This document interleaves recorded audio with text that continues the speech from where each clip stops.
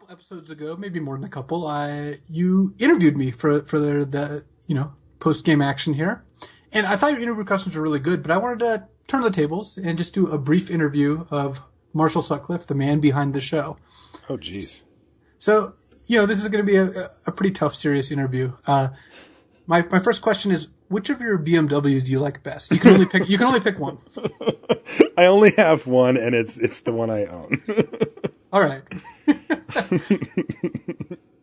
You've been banned from Washington State. Where do you move to? Oh my God, that's an actual question? These are all there's only questions. 2 places. There's only 3 places I would consider. Somewhere in California, probably Northern California, because I like San Francisco area a lot.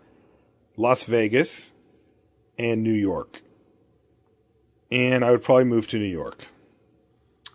Yeah, you want a big city. I guess all the places you mentioned are pretty metropolitan. I guess Vegas is the least of those, but it's still kind of big city-ish. Right. I guess it's a little big city. It is.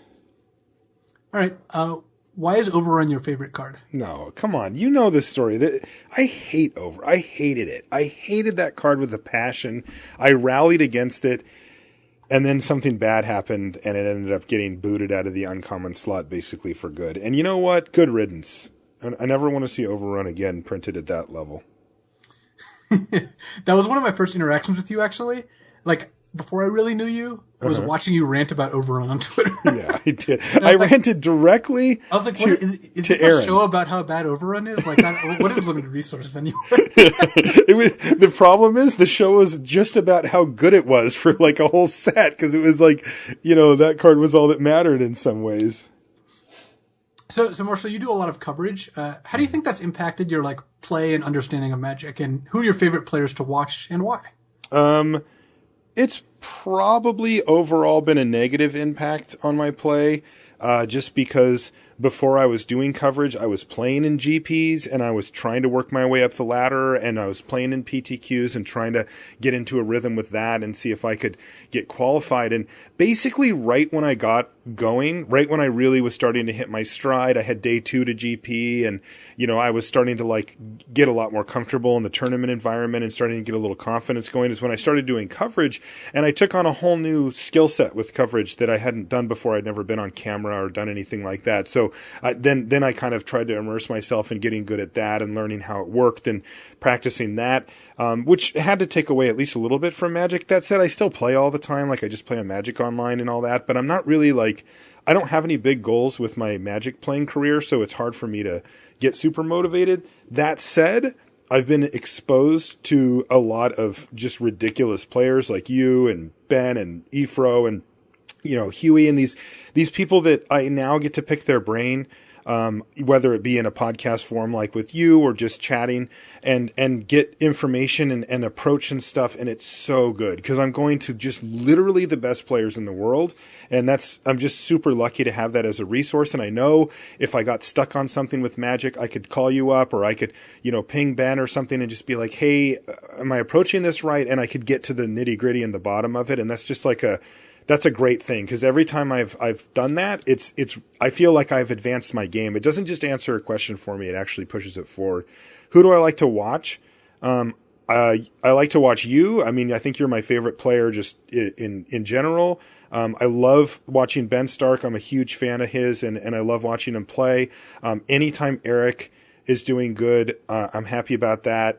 Same thing with Huey, Owen. I love watching the really nuts and bolts nitty gritty guys go. Those are the ones that I identify the most with as far as play style and that kind of stuff. I'm less into the, I'm a brewer. I did something crazy. I'm like, yeah, right. That's cool. But I really want to see people perform, and I like watching that type of player play.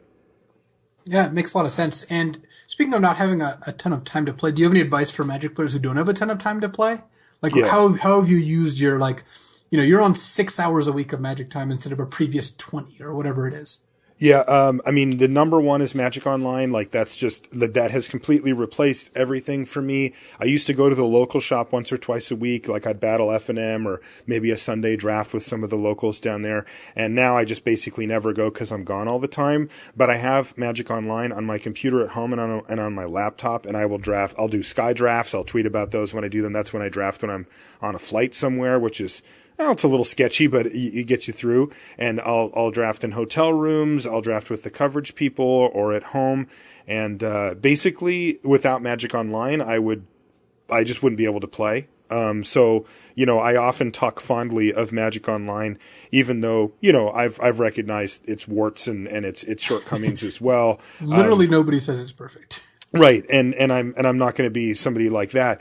But man, I'm just grateful that I have the opportunity to play Magic as often as I actually get to play, because if I didn't, I mean, I don't know how I would balance it, because you have to play. Like, I can't commentate without playing. If I'm not drafting, if I'm not, trying out some weird deck in Standard just to get a feel for how the format goes, then I just don't have enough things to set up my expert in the booth with. And so, yeah, I mean, if you find yourself short on time, yes, you will have to learn the interface and do a few things, but god damn it, it's worth it. Magic Online all the way.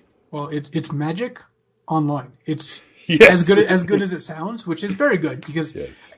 Again, I'm not saying it's perfect, but yeah, I love Magic Online. It's what keeps me playing Magic regularly. Like, I get to go home and do some sealeds after work if I had to drive 30 minutes to a store to spend 3 hours to play 2.5 rounds or 3 rounds of sealed or whatever, instead of going home and spending an hour and a half to play 5 rounds, then, if I double queue or whatever, it's drastically different. So I agree with your answer there, even though I did ask the question.